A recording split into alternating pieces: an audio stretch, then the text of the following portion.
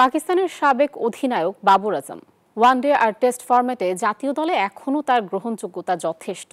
তবে বড় ক্রিকেটার হওয়ার পর বাবর বদলে যাওয়ায় কষ্ট পান তার ছোটবেলার বন্ধু আলী হাসান। বাবরের নতুন বাড়িতে গিয়ে দেখা মিলল সাবেক জাতীয় দলের ক্রিকেটার কামরান আকমল, ওমর আকমলের। তারা বাবর আজমের কাজিন। জানান, পরিবারের সিদ্ধান্তে খুব শিগগিরই বিয়ের পিঁড়িতে বসবেন বাবর আজম। পাকিস্তানের লাহোর থেকে শুভ দেবনাথের রিপোর্টে বিস্তারিত। বাবর ভালো কাবাডি খেলতে পারে, ফুটবলও ভালো খেলে। এই গলিতেই আমরা একসাথে খেলেছি। ও তো এখন বড় ক্রিকেটার, এখন অন্য জায়গায় চলে গেছে। কথাগুলো বলছিলেন বাবরের ছেলেবেলার বন্ধু আলী হাসান। লাহোরের ফেরদৌস মার্কেটের এই বাড়িতেই বাবরের বেড়ে ওঠা।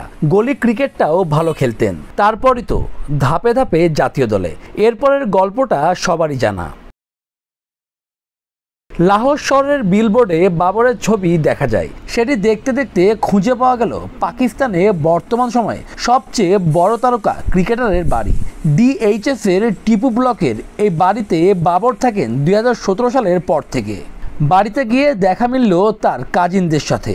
শত্রুতার কারণে বাবরের নাকি ক্যাপ্টেন্সি গিয়েছে। বাবর কবে বিয়ে করবেন সেই গল্প উঠল আড্ডায়। আমাদের পেছনে তো শত্রু আছেই, এটা আমাদের যৌথ পরিবার। 2017 সালে চ্যাম্পিয়ন্স ট্রফি জয়ের পর এই বাড়িতে আমরা উঠি। দ্রুতই বাবর বিয়ে করবে। কথা বলতে বলতে গলফ খেলতে বাড়ি থেকে বের হয়ে গেলেন বাবর আজম। এলাকায় ভক্তদের সেলফির আবদার মেটানোর আগেই কালো গ্লাসের গাড়িতে করে বেরিয়ে গেলেন। তবে সেখানকার স্থানীয়রা বাবরের প্রশংসাই করলেন। আমরা এলাকার সোসাইটি রিলেটেড কাজ করি। বাবরের বাড়িতে আমরা নিরাপত্তা রক্ষী দিয়েছি। বাবর মানুষ হিসেবে দারুণ, কথা হয়েছে একাধিকবার। আমি বাবরকে দেখেছি শুরুতে টিভিতে, এখন তো আমরা একই এলাকায় থাকি। দেখা হলে কুশল বিনিময় হয়। বাবর ছেলে হিসেবে মিশুক, তবে আমি শহীদ আফ্রিদির ভক্ত। জাতীয় দলের হয়ে এক সময় 3 ফরম্যাটেই ক্যাপ্টেন্সি করেছেন বাবর। গলির ক্রিকেটার থেকে বাবর এখন সকলের গর্বের। আমার পেছনে যার বাড়ি দেখছেন, তিনি পাকিস্তান ক্রিকেটে এখন সবচেয়ে বড় তারকা। টেস্ট আর T20-তে 42-এর উপরে রান, ওয়ানডেতে 6000 উপরে রান। বলা হচ্ছে বাবর আজমের কথা।